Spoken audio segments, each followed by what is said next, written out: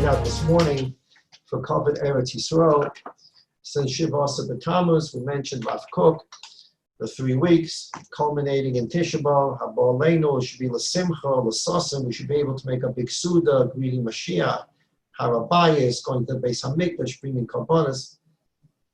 Rav Kook says that the 2 of the 5 reasons we fast on Tisha B'Av is the first Beis HaMikdash destroyed and the second Beis HaMikdash was destroyed. And that becomes a focal point.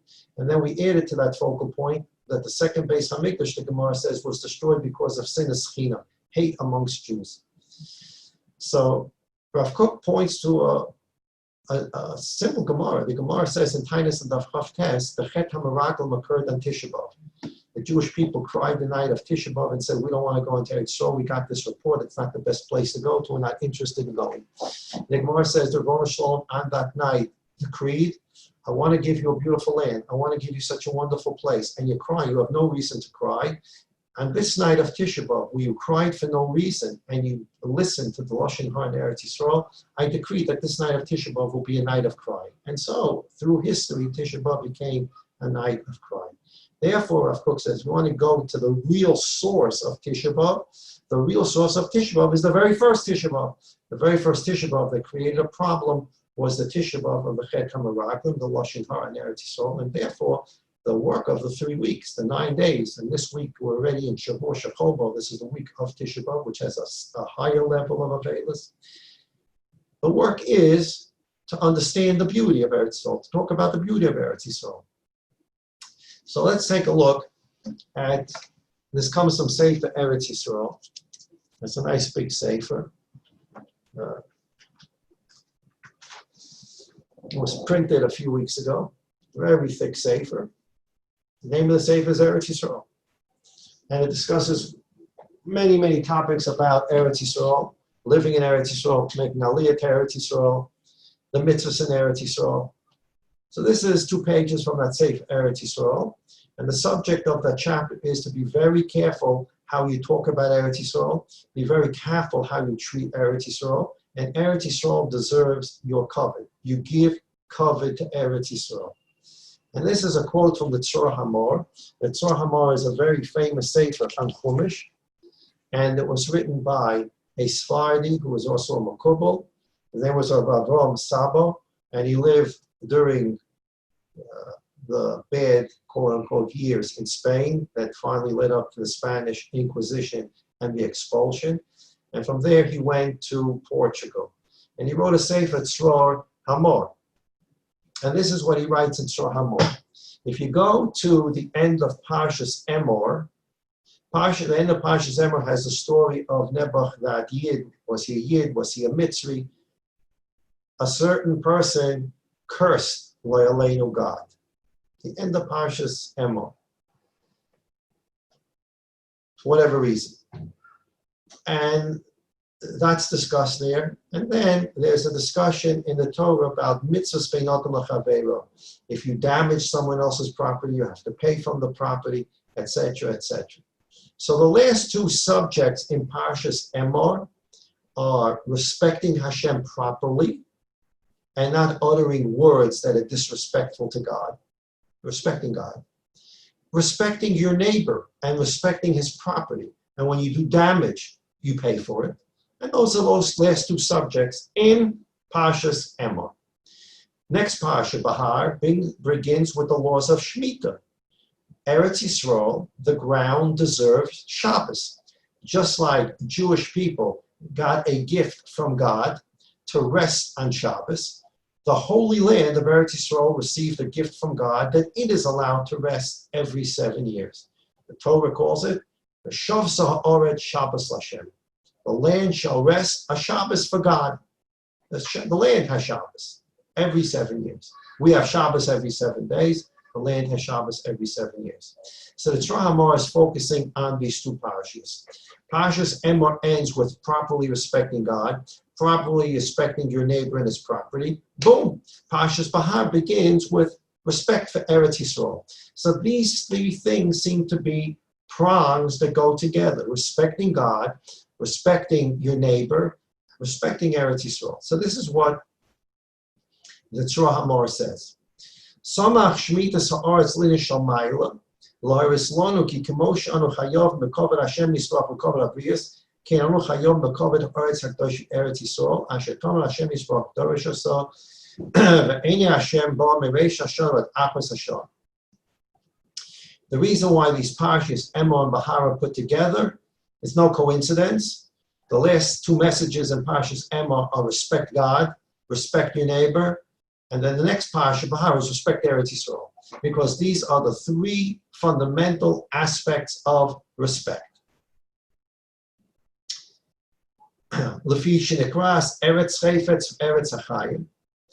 Eretz Yisrael is called Eretz Chayfetz, the land of God's will or desire. Eretz Achayim, the land of life. Therefore, we always have to balance these three types of kavod. Kavod Hashem Yisborach, kavod for God. Kavod Yisrael, the kavod Eretz Yisrael. V'hein kalulim b'kavod Hashem Yisborach. The other two, properly respecting your friend and properly respecting Eretz Yisrael, are all part and parcel inside the idea of respecting God. If you do not respect your neighbor properly, or you do not respect Eretz Yisrael properly, you are diminishing your kavod for Rebbeinu Shalom. The Tzemach is saying that a person can walk around and say, I have complete honor for God. I am completely in for honor for God. I'm the highest level honoring God. But Eretz Yisrael, I've got a couple of things I want to say about that. You've diminished the kavod that you have for Rebbeinu Shalom. These three coexist. And the other two, kavod Eretz Yisrael and kavod for your friend, exist inside and part and parcel as kavod for God. So you can have tremendous kavod for God, tremendous kavod for Eretz Yisrael. If you don't understand how to respect your neighbor, you lack again in both of them. And now he says something very interesting. L'chein anu kosvim shin gimel yudin b'mokam Hashem. The letter shin, the way you write a letter shin, is it has one base, depends how you're writing it, whether the shin comes to a point or flat base, but it comes to one base. Now, how do you make a shin? 3 yuds on top of the shin. Why does a shin have 3 yuds? 1 yud is for Eretz Yisrael, 1 yud is for God, and 1 yud is for your neighbor. And these 3 yuds are connected to one foundation. This is what the Tzemach says. This letter teaches us that these 3 things are one. Hayud Harishona Yud Hashem. The first Yud on top of the Shin stands for Hashem's name. The first letter in Hashem's name is Yud, Yud Kei Vav Kei. Vayud Hashem is Yud Yisrael.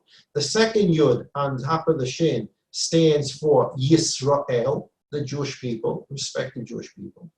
Yud Hashlishis, and the third Yud on top of the Shin, he Yud Eretz Yisrael, again Eretz Yisrael, the land of Yisrael starts with the Yud, Shehu Yud Yerushalayim.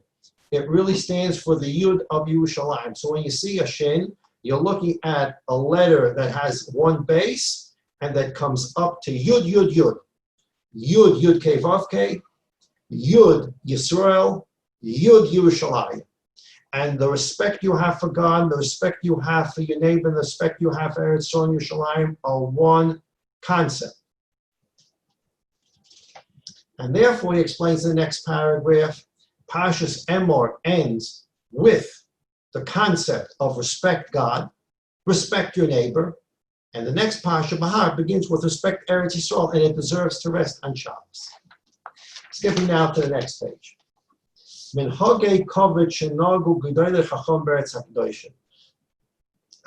do you respect Eretz Yisrael? What do you do? You don't sit in Eretz Yisrael, you stand up the whole time. How do you give kavod to Eretz Yisrael? So Chazal in Gemara and Ksubas and other places give us examples, and these are just absolutely amazing examples of simple things we can do. How do you show kavod to Eretz Yisrael? And we get this from the Gemara. V'achein watzinu b'Gemara, shehuvu munagi kavod she'anoigim bo gedolei chachamim. Ukshi shemavia Gemara Ksubas Kuf Yud Beis Amud Aleph. The Gemara in Ksubas Kuf Yud Beis Amud Aleph talks about kavod that Tanoim Amoraim gave Eretz Yisrael. Here are some examples. He's quoting the Gemara. Rabbi Abba Menashe Kibida Akka. Rabbi Abba would kiss the stones in Caesarea, in Akko. There's a beach there, a lot of stones, shells. If he was in Akko, he would bend down and kiss the stones. Rabbi Hanina Mesake Miskale. This is very interesting. And this is something we can all do. Rabbi Hanina, if he saw stones, pebbles, things on the road, or today for us the sidewalk, and someone can chas v'sholom trip over it, or it's a piece of glass, and someone can step in it and hurt himself, he would clean it off to the side so that nobody can step on it, nobody can hurt themselves. Why? Because if someone trips over it and hurts themselves, or someone steps on something and hurts himself, he's going to start having Hashem can have some bad thoughts. Look at this. I fell in Eretz Yisrael. A bunch of slobs live here. They left broken glass in the middle of the sidewalk. I stepped in and I cut the bottom of my foot. I have 4 stitches. Look at this here in Eretz Yisrael. This wouldn't happen anywhere else. Just the place is not kept properly. So Rabbi Hanina, to make sure that nobody would ever think such a thing, and nobody would ever talk this way, if as he's walking, he saw pebbles, rocks, glass, get it off to the side. Make sure nobody falls.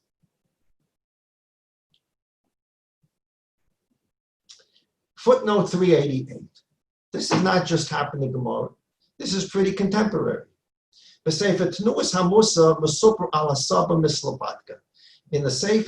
Hamusa, which has stories about the great Bali Musa, it has a chapter on the Nosson Tzvi Finkel, the Alta from Slobodka, the famous Alta from Slobodka. V'kachnema sham bein hashar, Reb Nosson Tzvi gila chibi yisrael eretz hakodesh oisa misvatas b'tzur shayis, v'chedei letzayin u'da achas. Bring down one story about how the Alta of Slobodka loved Eretz Yisrael. One day, when he was living in Hebron,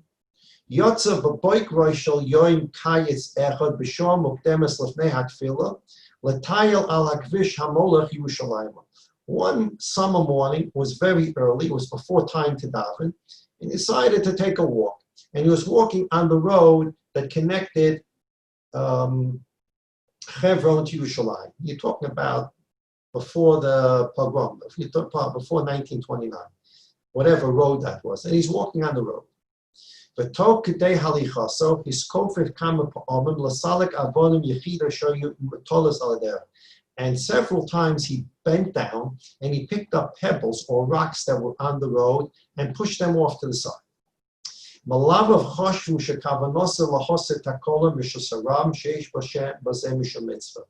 The people who were accompanying Reb Nosson Tzvi on this walk thought that the reason he was pushing the pebbles and the rocks off to the side is because of the usual mitzvah of to rid a Rishus Harabim of a takola. You want to help other people. You don't want a person to trip. You don't want a person to get hurt. That's why he was cleaning up and bending down to remove pebbles. He didn't want people to get hurt. Baram, however, his entourage asked him, Rebbe, we think that the reason you've been bothering to bend down and pick up these pebbles and rocks is because of the mitzvah to make sure that a public walkway is clean so that nobody gets hurt. Histakel bahem beinayim tamos. He looked at them with shocked eyes that they didn't understand. He couldn't believe that his Talmidim didn't understand what he was doing.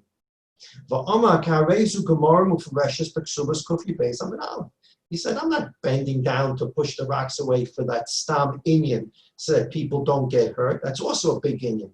But that inyan you can do in Chutz La'aretz also. If you're walking on a road in Chutz La'aretz, on a sidewalk in Chutz La'aretz, you push stuff off to the side so a person doesn't get hurt. That's a mitzvah to make sure someone else doesn't get hurt. But here we're in Eretz Yisrael. There's a different reason to get rid of the rocks and the pebbles on a public walkway. And he quoted this Gemara in Ksubis. Rabbi Hanina Masakin Maskele. Rabbi Hanina would clean up the public walkway so that nobody would fall. Umazbir Rashi. And Reb Nosson Tzvi, the Alter of Slobodka, tells his Talmidim, what does Rashi say there in the Gemara? Mashve u'mesaken mechshole ha'ir. Rabbi Hanina would clean up the stumbling blocks on the paths. Machmaschibetz ha'aretz, because he loved Eretz Yisrael. Shehoysa chaviva alav u'machzar. He would go through the streets and check to make sure there were no stumbling blocks. Shalayetze shem ra al adrachim. Rabbi Hanina, he wanted to make sure that nobody would talk anything bad about the roads of Eretz Yisrael. He wanted to make sure that nobody would say, the place is a mess. There are potholes in the road. The place is a mess. There are rocks and stones and broken glass. The place is a mess. He cleaned the place up. Yes, it's nice to clean the roads up so that people don't fall and hurt themselves. That you can do in Chassidus. In Eretz Yisrael, you're cleaning up the place because if Chas v'Shalom somebody falls, they're going to start talking bad about Eretz Yisrael. What are they going to talk bad about Eretz Yisrael? Rashi says, Shelo yetze shem ra al hadrachim. Nobody should, God forbid, utter a bad word about the roads and the paths of Eretz Yisrael. Rabbi Hanina got down and picked up the rocks himself. And so the Alter from Slobodka, not so long ago, did the same thing. You do things to make sure, not that you don't talk, Chas v'Shalom, that you don't talk Lashon in Eretz Yisrael. You take actions to make sure that someone else doesn't talk Lashon in Eretz Yisrael. You make sure that the paths are clean so nobody has to say something bad about the paths and the walkways in Eretz Yisrael. How do you show kavod to Eretz Yisrael? You're taking out the garbage to the tzvardeya and something falls on the floor from your garbage bag. Pick it up and put it in the tzvardeya so that people don't walk by the chanaya or the tzvardeya and say, what a mess this place is. It's kavod Eretz Yisrael. You see something in the middle of a path, the road, a piece of glass, push it off to the side. It's nice. You're going to make sure someone gets hurt. But you can also make sure that someone doesn't complain or say an ill word about Eretz Yisrael. You're doing a mitzvah of kavod Eretz Yisrael. Next, Rabbi Asi, I'm back in the text. Rabbi Ami, Rabbi Asi, kaima mashim shalatula, umatula shimshim. Rabbi Ami and Rabbi Asi. This is even more amazing than the first story. Our great Rabbi Ami and Rabbi Asi from the time of the Gemara. When it got hot on a summer day, and they were in the middle of learning with their students, they would stop learning and move their students to a shady place. Now I can testify to this. I daven at an outdoor minyan. Don't daven indoors. I daven at an outdoor minyan across the street from my home. And as the minyan progresses, the sun begins to shine in different areas. So people are moving around during the minyan to avoid the heat. So as the sun moves up into the sky, the place where you're davening could become more and more uncomfortable, so people are moving around. So Rabbi Ami and Rabbi Asi would start giving their shir, and then the sun would make it too hot. They would tell everybody stop, and they'd move into the shade. In the winter, if they were learning in the shade and it got too cold, they would say, everybody stop learning, we're going to go into a place that has more sunshine so it should be warm. Why do they do that? It's bittul Torah. Why are you interrupting learning to make sure someone's more comfortable? It's a little cold, it's fine. It's a little hot, it's fine. We're in the middle of learning. Why did they do that? Let's take a look at footnote 389. The first part of the footnote explains how makbid Chazal were on bittul Torah. As an example, the Gemara says, he brings down the footnote, the Gemara says in Brachos that the word asusa, which we call God bless you, after someone would sneeze, they would say asusa, whatever asusa means. They'd say asusa. So Gemara says if someone gave a sneeze in the Beis Medrash while people were learning, they didn't answer asusa, because if you answer asusa, other people will answer asusa, and then a whole Beis Medrash will be mavatal Torah for a split second. There'll be a split second to say asusa. Don't do it because you're mavatal Torah. Here we're in the middle of a shir. Rabbi Ami and Rabbi Asi, It's getting a little hot. Stop. Let's go to a cool place. It's too cold. Stop learning. We'll go to a warm place. No, lefum tzayra agra, Torah niknas b'yisurim, kachi darka shel Torah, pas b'melech toichel, umayim b'mesura tishte, v'lo oretz tishan. You have all these makayras that Torah is learned with great difficulty and great mesivus nefesh. It's all hot. Who is Vas? It's all cold. Is Vas? That could be true in Chutz La'aretz. In Chutz La'aretz, if it gets a little cold, stay in your seats. We're going to finish the shiur. And in Chutz La'aretz, if it gets a little hot, stay in your seats. We're going to finish your shiur. But not in Eretz Yisrael. You know why?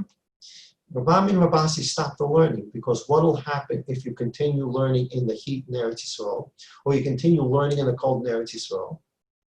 So the end of the footnote, the last two lines of the footnote, ובכל זאת רואים כאן שעמי ורבאסי ביטלו את כל התלמידים מלימודם רק כדי שחס ושלום לא יסרמו על ישיבותיהם בארץ ישראל שקר היכם להם כאן. Rabbi Rabasi chas v'sholom didn't want to cause a single student to say, Rabbi Shalom, it's so hot in Eretz Yisrael I can't learn. Or Rabbi Shalom, it's so cold in Eretz Yisrael I can't learn.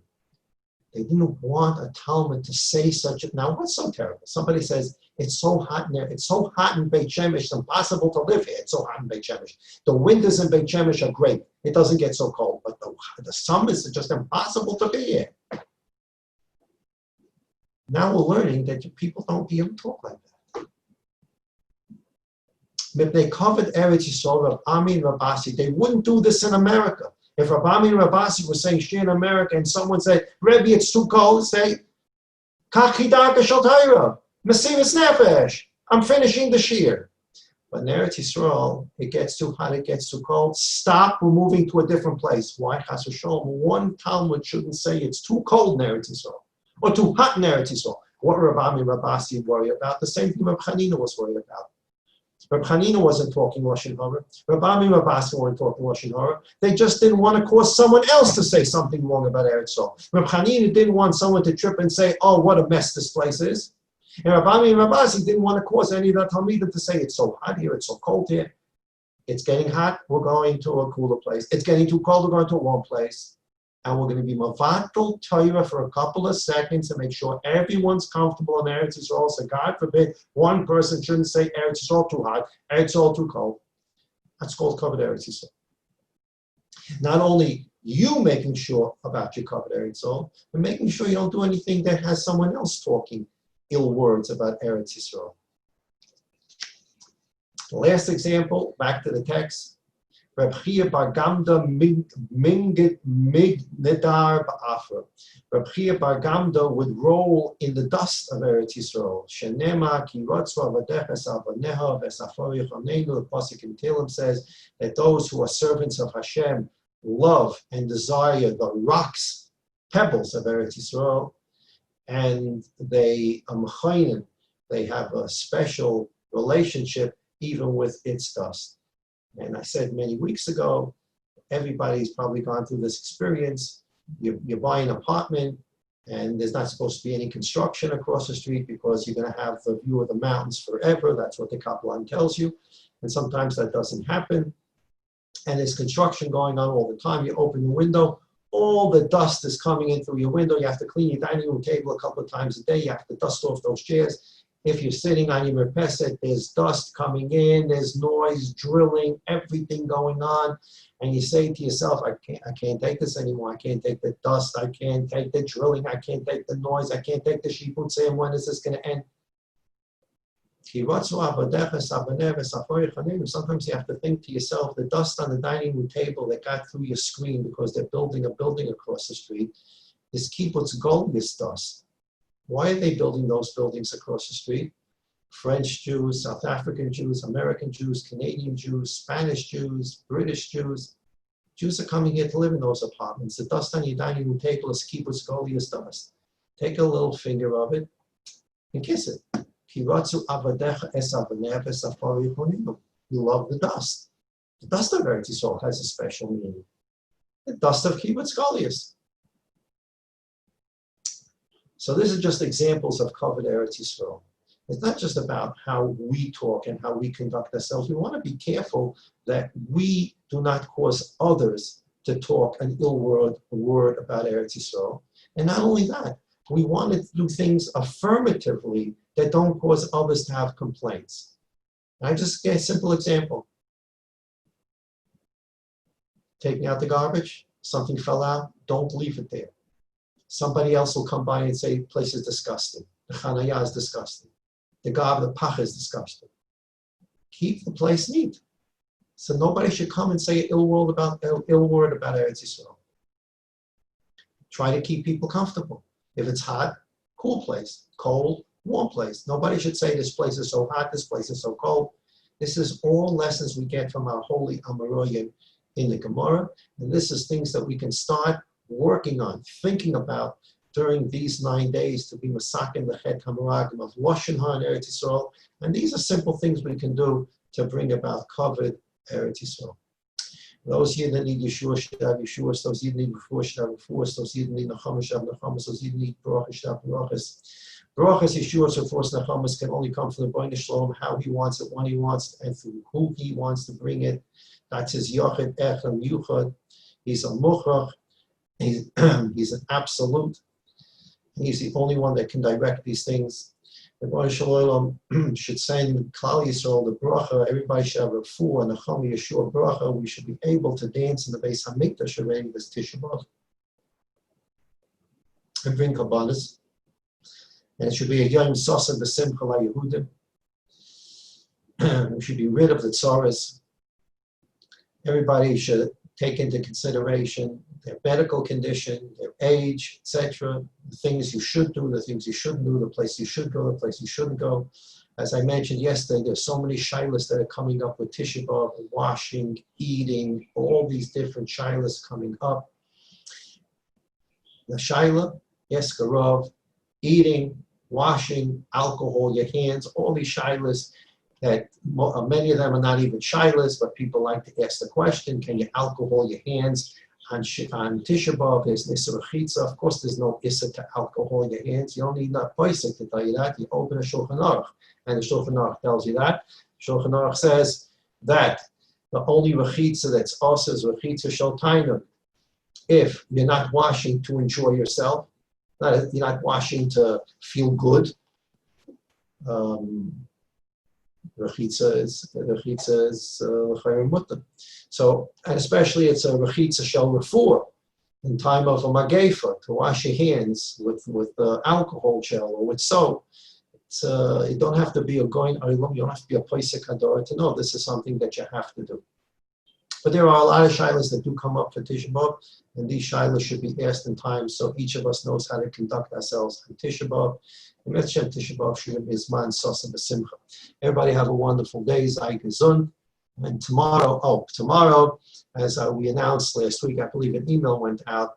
Wednesdays, we begin, instead of at 9, we'll begin at 9:15. Tomorrow is Yom Shlishi. Tuesday, we begin with Sefer Yeshaya. Instead of the usual starting time of 9, we'll begin Yeshaya at 9:15. Sei gesund.